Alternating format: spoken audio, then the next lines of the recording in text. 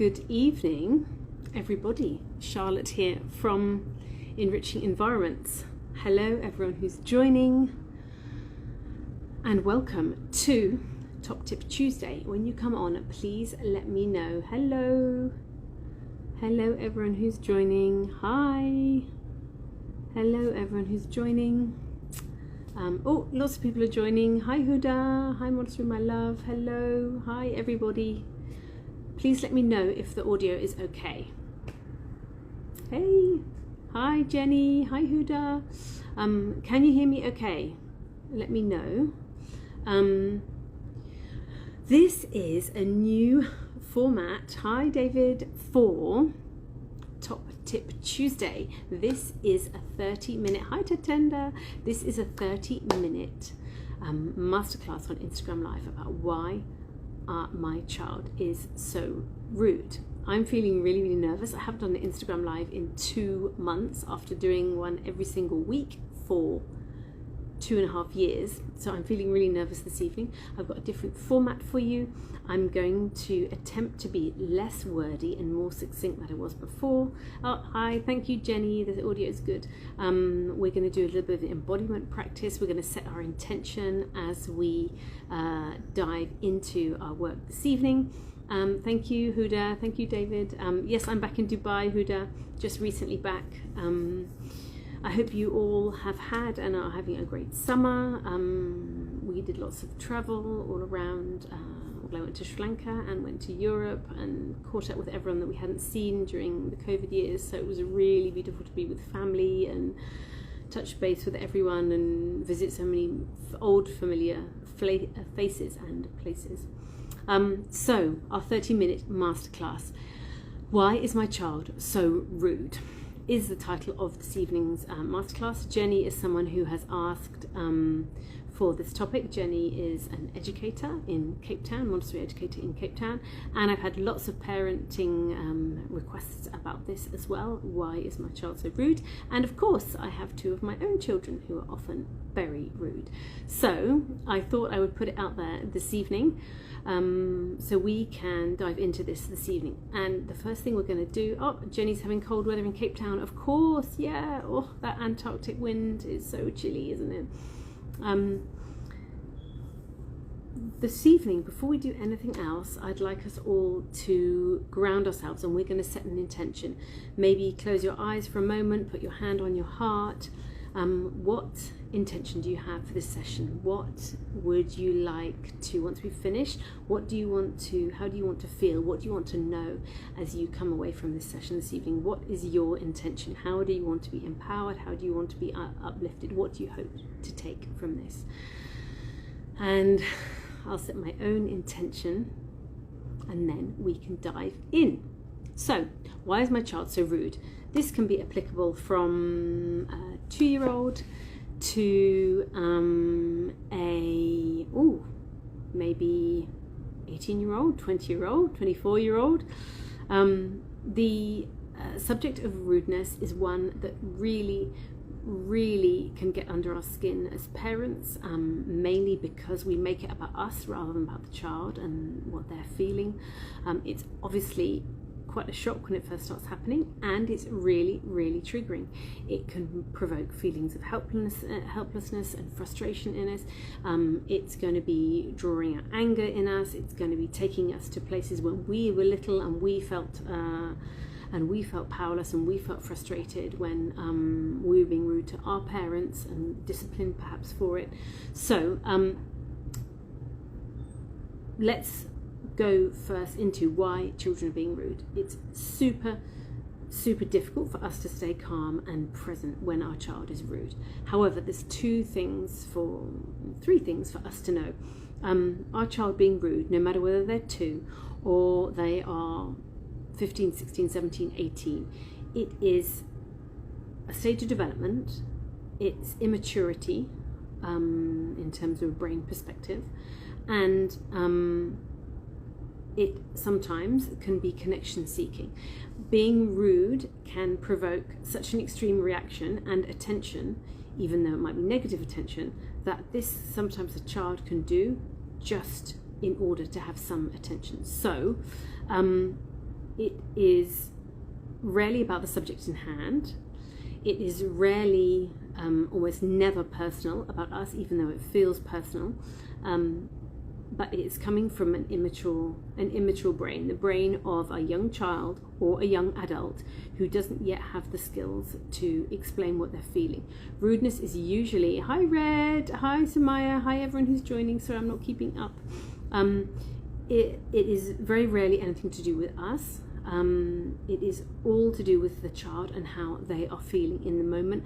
Sometimes it can be a cry for help, sometimes it's a bid for connection, sometimes it's invariably a way of expressing displeasure. And the younger the child is, the less able they are to explain the reason for their discomfort or their upset or their dysregulation. So it comes out as, hi Asil, it comes out in rudeness, unkindness, talking back, sass as they get older, swearing, all of those things. So the first thing for us to know is to separate the behavior from the child. All children are innately good. That is for us to know. And even when we have those days where it feels like our child is, or our children in the classroom, where it's this relentless talking back and rudeness and disrespect and all of these pieces that can really grind you down. It can be really, really exhausting when we're in one of those stages where it feels like everything is this power struggle with our child. Any request is met with pushback and rudeness, and I'm not going to do that, or you do. One of the most triggering things is, you've asked your child to pop shoes where they belong, and you've had this Montessori household, and the shoes have been in the same place for the next 8 years, and they're like, no, you do it. It's so triggering, isn't it? Or in the classroom, the child knows where to put the piece of work away, or any other scenario, and there feels like they're deliberately resisting what's happening, what is the norm, what should be a normal part of their daily life, and they're resisting these small pieces the whole time, and it's really, really exhausting and frustrating. However, keep in mind, our child is innately good. All behavior is communication, and that's all it is. And the communication might be that they're dysregulated. They might be that they are tired. It might be that they are hungry. It might be that they need more framework. They need more boundaries. It might be that they're really upset about something that happened yesterday. It might be that they're seeking connection. But every child is innately good. And we have to really hold that vision in our minds of the goodness of each child that crosses our path, whether it's our own children or children in our care, children in our classroom. That's really, really, really important. There's a really important piece, an interesting piece, from the age of 6 to 9 is often when intense rudeness comes up. And so from 4 or 5, a child can be very, very amenable and very polite, and they get to more towards the age of 6. They can be very, very rude, disrespectful, talking back, and often this is linked to their sense of justice. Sense of justice is a difference between right and wrong, and their perception of right and wrong is something that comes in between the age of 6 and 9. It's very, very strong. So the child in the first 6 years of life has established themselves within their home and their immediate community, and then they look for a wider social circle from the age of 6, and in that they're seeking to work out how the world works, work out how what's right and what's wrong, what's fair and what's not. So at the age of 4, 5, 6, you'll hear them saying, that's not fair, that's not fair, you said this and you did that, and they're questioning your integrity the whole time. And so that's a really important piece for us to understand about rudeness. Often your 6, 7, 8-year-old child can resist and be rude because they, for some reason, their sense of justice has been, I want to say damaged isn't the right word. Their sense of justice has been, they feel aggrieved because you haven't applied the same sense of fairness that they have about a certain situation. That's probably the best way to explain it. And remember, what they think is fair might not be what we think is fair, but it's really important in that, particularly in that age group, to be aware that what's right and what's wrong and following through on our word is really, really important, and that can cause a lot of clashes. So if, I don't know, we insist that our child sits down to eat, like I do, like most people do, and then I end up wandering around and eating stuff and picking off other people's plates and things like that. My daughter will get really, really annoyed with me and call me out on it, and she should. But it's very rude the way that she does it.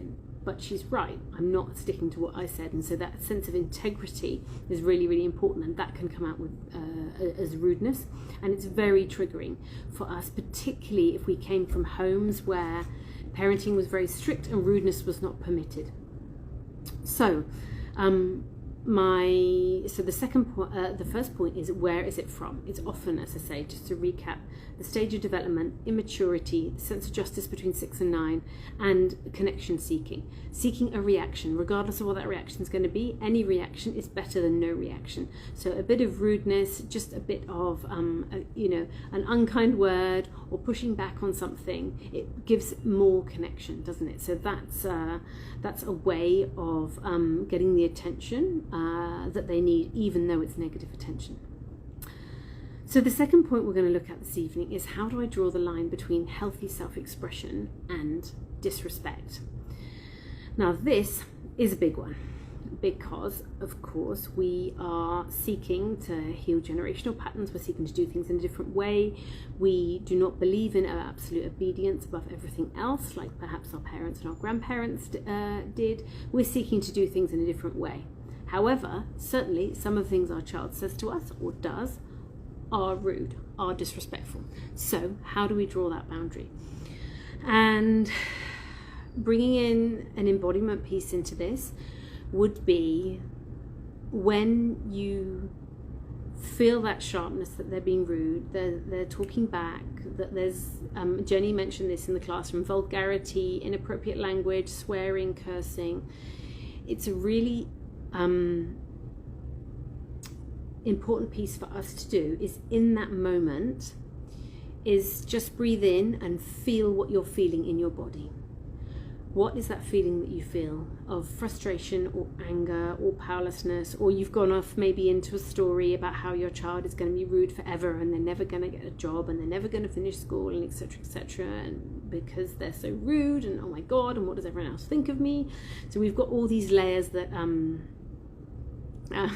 we've got all of these layers that come in, and Asil's just made a really amazing point about, she says, imitating me and the eye rolling really gets under my skin. Yes, imitating, copying every single word verbatim. Olivia's in that stage, Asil, as well, and her and Serena, of course, are the same age, aren't they?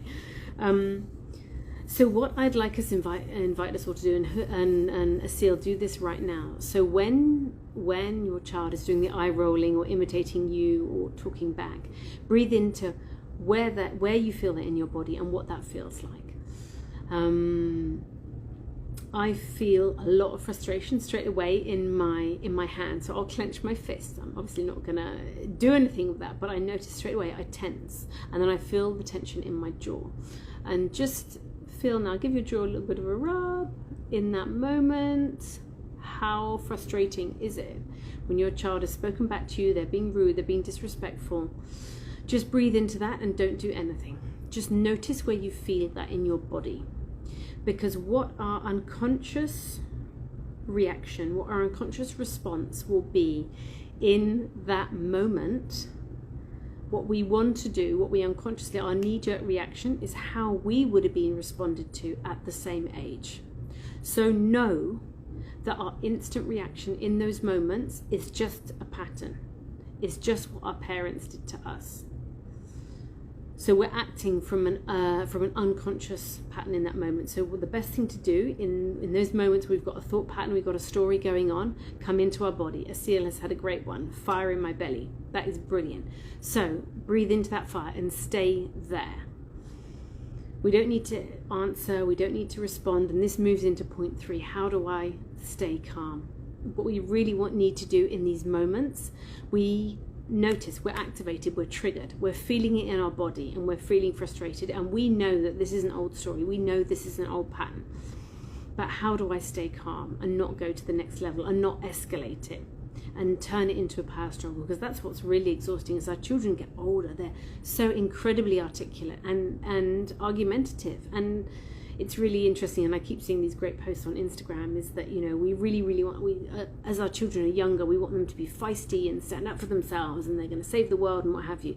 And then we get to the 6, 7, 8-year-old stage, and wow, their practice at standing up to the world is standing up to us. And then we kind of don't like it so much, do we, when our child is pushing back on our authority and not sticking to our boundaries and wants to do their own thing. It's not quite as fun. So what seems like really a fun thing as a baby, of giving them, you know, this power and their voice, but the reality is they're going to challenge us, and that's part of it. And part of that is owning it for us, and knowing that if we truly want to make the world a different place, and we want to give our children a voice, and to stand up for the injustices and the inequalities, and for nature and the environment, and all the societal and social and political environmental issues we have to let our children push back on us. We have to let them challenge us. We have to let them question our integrity and our authority, because how on earth are they going to be able to challenge political institutions and systemic racism, for example, or corporates pouring crap into the ocean, unless we first allow them to challenge us? So, as I said at the beginning, this is a really uncomfortable space to be in, this question of disrespect, because it brings up all of these different things. It brings up all these different issues. It brings up our childhood stuff. It brings up who we are actually raising. Sorry, I've digressed. How do I stay calm? Feel into your body. Where is that anger? Where is that frustration? Just locate it. Okay, this is good information. You know where this is. If you know where something is and you can recognize what it is, you can release it. So you can work on releasing that. You can do your deep breathing or tapping or whatever, or dancing, whatever feels right for you in that moment. The other thing is buy yourself time, because if your child is rude and has got to the stage they're being disrespectful, or they're angry, and now they're out of their skin, they're out of their body, they're in their amygdala, they've flipped their lid, so they're in their lizard brain. If we then take that fire, if we use a SEAL's example, we take that fire in our belly and then project that onto our child, then we're going to have this cocktail of frustration and anger, which is going to do more harm than good, and actually is going to leave us really exhausted. So get curious, and the things that you do, get your child to talk more. There's a second benefit to getting your child to talk more, is that they're discharging their emotions. If they carry on speaking that, you know, I didn't like my lunch today, I hated my lunch, and this happened, that happened, after you've let them speak for a couple of minutes, you're probably going to get to the bottom of the issue. So it's an elementary child, for example, it's a 7-year-old child, and they have this complaint and this complaint and this complaint and this complaint. You know, in the end, they're gonna discharge all of this emotion, and you'll get much higher Indra, and you're much more likely to get to what the heart of the problem, what is the crux of the matter, what's the root of the problem that you're gonna get to. But if we cut them off and say, don't be so, how dare you be so rude to me, how dare you be disrespectful, you can't speak to me like that in my house, or, you know, all the other stuff that we say in anger, we all say it, it's okay. We're not gonna get the feelings out. We want those feelings to come out, to release in a healthy way, and then we're not carrying them. But we're not carrying them, and they're not carrying them. So get curious, get them to speak more. And I want to give you a couple of phrases now. If you want to grab your journal, grab a pen and paper, and I'm going to give you a couple of phrases which are going to buy you some time, that have the dual benefit. They're going to buy you some time.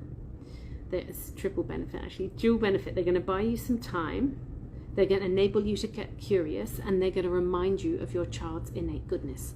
So you could say something like, oh, hang on, something's happening here, you don't seem yourself. Something's happening here, you don't usually speak to me in that tone of voice. Something mustn't be okay with you. You seem upset. What's happening? You seem frustrated. What's happening? You know, you can be really playful with these, and it's not like you to speak to me like that.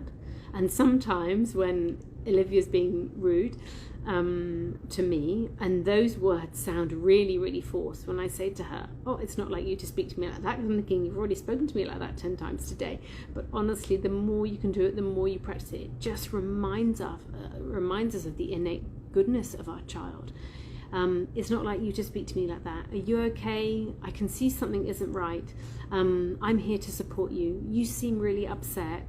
Hang on, what's happening? You don't seem yourself. All of those little phrases are going to buy you time so you can calm down, then enable you to get curious, so your child will hopefully discharge more, download more, release more, and gets your child to release more, and allows you to get curious and gives you time. So that's why you want to ask those open questions, because that's going to enable your child to discharge and be calm. If you're asking questions and you're getting curious, you're already putting the pieces together. You're finding out upon each layer what's happening with my child, why they're really, really upset, what's going on underneath. There's that great image, isn't there, of the anger iceberg, and anger is just the tip of the iceberg, but all the other emotions are underneath. So there's going to be all these other things underneath. But if we trust the whole of that giant iceberg is our child's innate goodness, and all of these things are layered on top. But if we can trust in our child's innate goodness and just give them time to release what it is that needs to come up, it's all communication. Everything. They could be frustrated or bothered about something completely different, but allow them to release what it is that needs to be expressed in that moment. And the last piece is, as we all know, the moment to discipline, so the moment to talk and discipline is never, ever, ever in the moment when our child's upset. We absolutely want to express when something's hurt our feelings. We absolutely want to express when we don't like the way our child's spoken to us. We want to say what feels good to us. We want to express what feels good in our body and doesn't feel good in our body. But in the moment when our child is being rude to us, our child is upset, frustrated, angry, taking things out on us, that's not the time, because we've already lost them. And if we start lecturing and criticizing them or pushing them away by closing them down, that's not going to achieve anything in the longer term. The longer term is we want more connection. Cooperation with our child and collaboration only comes through connection. Connection with us is the most important piece in this. The more connected they feel with us, the more they're going to come to us and tell us their feelings. The more safe they're going to feel to discharge these powerful emotions with us. The safer they're going to feel, so when they widen their peer group and there's potentially some dodgy people that a friend of a friend knows, or there's a party and there's going to be alcohol there, and that our child, the deeply connected children, are the children that are going to come to us and say, there's this going on and I'm not quite confident about it, I'm not comfortable about it, what should I do? Those are the connections that we want with our children. When they are dysregulated and rude and frustrated with us, the more we can stay connected with them. A simple thing is eye contact. When they're being rude to us, we probably want to rage and our eyes are flashing, and as Asil said, our belly's on fire, and it's always my jaw that goes really, really tense. But actually, sitting down on the floor will lower the emotional temperature. If we're standing up, then we're more likely to shout when we're standing than when we're sitting. Sit down straight away. Maintain that eye contact with our child. Of course, sometimes they're going to run off and slam the bedroom door and all the pictures are going to shake. Or is that just in my house? But mainly, we want them to know that we are on their side.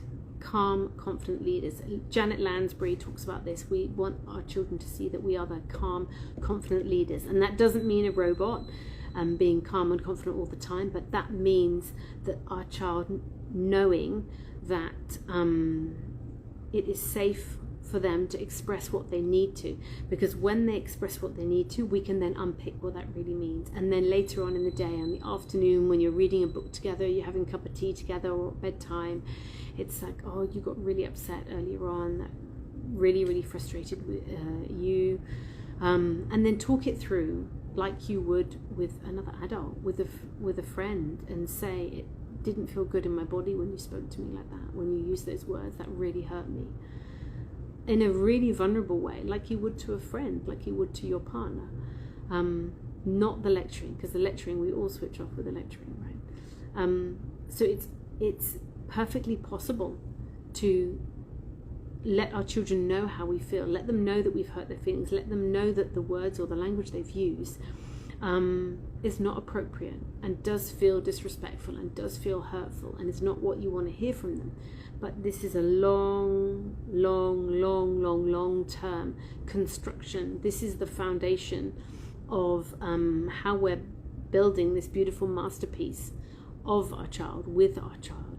This is the beginning of the road for them. This is working out how we speak to people and how we don't speak to people. This is working out, this is them joining the dots up. If we can have this beautiful conversation of, they were really rude to us, and then we can unpick all of these pieces, this is then the child over time who is going to join up the dots of, okay, when I'm feeling disconnected, that's when I'm rude about supper. That's when I can't find anything to wear and I hate all my clothes and I decide that I hate our house and I want to go and live somewhere else. These are the things over time that join the dots up. There isn't a magic cure for our child or for us. It's really this day-to-day work with our child of building that connection. We express when we've been hurt. We express when we don't like their language. But the main work in this is for them to know that we are on their side 100%, and we are right next to them in these moments.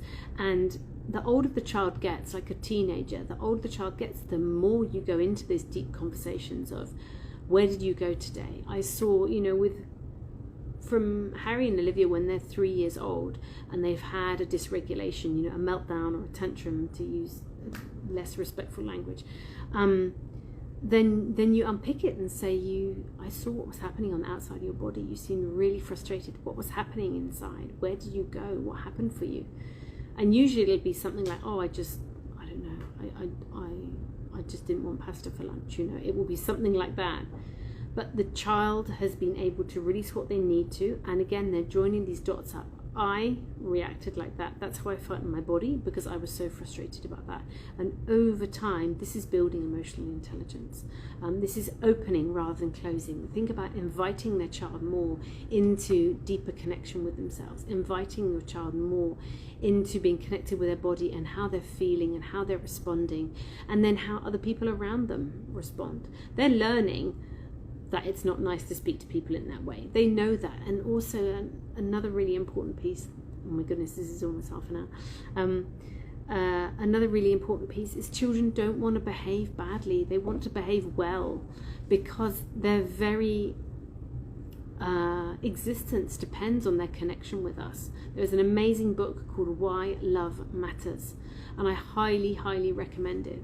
And it's all about how our connection with our child is the most important. It is the most primal need. Our child needs to feel connected to us, and all connection, all cooperation and collaboration comes through those first connections and those attachments.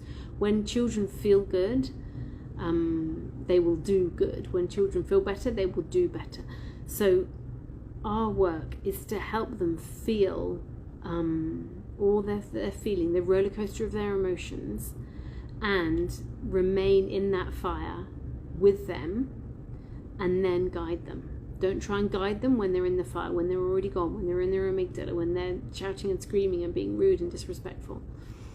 They know when they're being rude. We don't need to give them a lecture in the moment, but later, when we're calm, we're in a loving moment, we can talk about it. So, what have we done? We have set our intention for the live. We've breathed into what it feels like when our child is rude to us. Feel that in our belly. Isil had a great one, in our belly. I said for me, it's my jaw. So breathe into what it feels like when our child is rude. Where is it in your body, and what does it feel like? And our last piece of embodiment practice this evening is, we've said all the things we can do, where our child goes, why our child is so rude to us, how do we draw the line between disrespect and healthy self-expression, and how do I stay calm? And at the end of this journey we've been on this evening, what I'd like to invite you into is now visualizing your reaction. So your child, you're going to wake up tomorrow morning and within half an hour your child is probably going to be rude to you.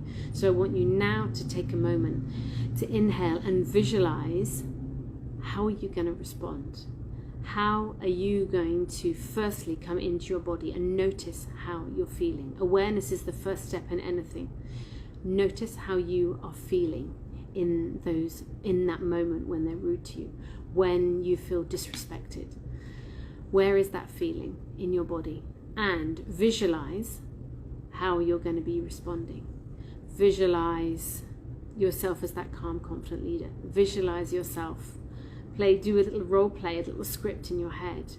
Practice a couple of those phrases. Hang on, it seems like you're not okay. It seems like you're frustrated. It's not like you just speak to me like that. What's going on for you? Practice a couple of those in your head. Visualize how that's going to play out and how you're going to support your child. You know that you've got this, and when you know that you've got this, they will know that you have got them.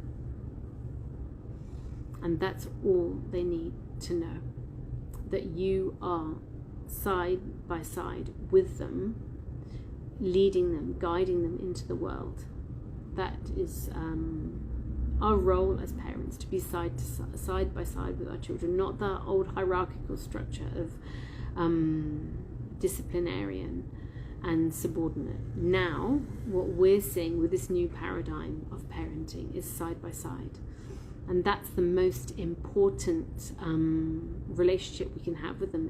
Visualize, your hand in theirs, whether they're 2 or 12 or 18, just holding your child's hand in those moments when they need a little bit of support. And that visualization, then you can take, before you go to sleep this evening, just visualize how you're going to be in those moments tomorrow. That calm, confident leader. You've got this, you've got them, and I've got you.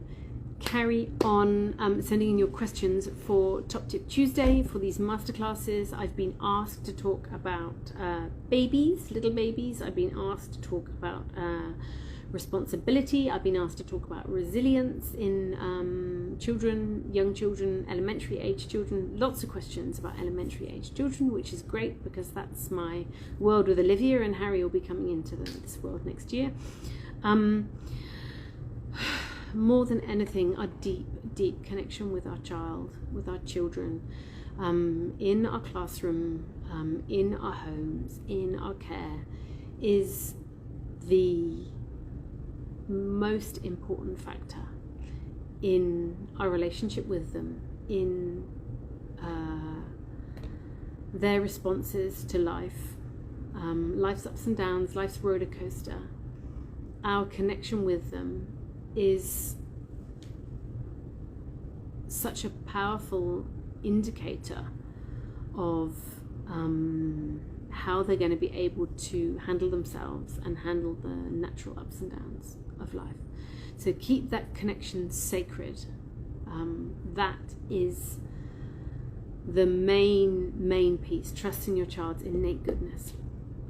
If you haven't done so already, I'd like to remind you to buy my book, The Montessori Mission, which is available on Amazon. You can order it on Amazon.com if you are anywhere other than the UK. In the UK, you can order it from Amazon.uk.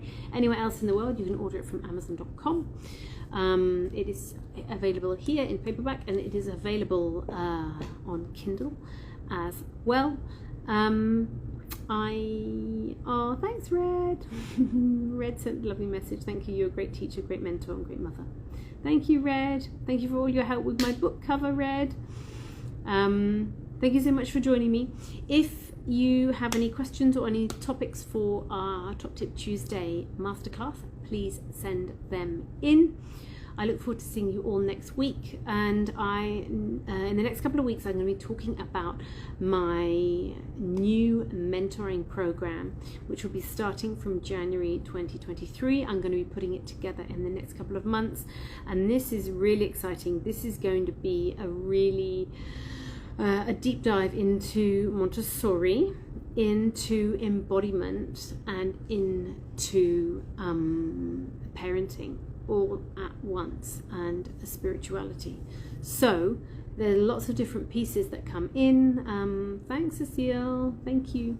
And there are lots of pieces that are coming in the mentoring program. This is going to be really, really important, this mentoring program, for those of us who are seeking to shift those generational patterns, those who are aware of our childhood wounds and maybe how we want to parent in a different way to our parents did, even though they did the best they could, who have read a bit of the neuroscience and know that we want to do things differently and we want to contribute to making a more peaceful and harmonious world, but our triggers keep coming up in the way. So this mentoring program, I'm going to start in January, that is going to be for you. This is a way of that we can change the course of our parenting. This is a way that we can feel deeply into, hi Sophie, this is the way we can feel deeply into ourselves in our parenting and have that as part of, it's almost like a spiritual practice when we become so deeply connected with ourselves and our reactions that we are projecting onto our children less and less. So that's going to be the embodiment piece. There's going to be lots of Montessori and all the neuroscience that you know I love, all that geeky stuff. Yeah, I can't wait. Let me know when you'd like more information about the mentoring program. I'm going to be drip feeding bits and pieces in the next couple of weeks, and I will open registration for that probably in November. Thank you so much for joining me. This has been over 30 minutes, but next week I'll try and stick to my 30-minute masterclass. Thank you so much, all of you, for joining me, and I will see you next week. Same time, same place, 8:30 Dubai, 8:30 p.m. Dubai time, for Top Tip Tuesday. Thanks so much. Take care.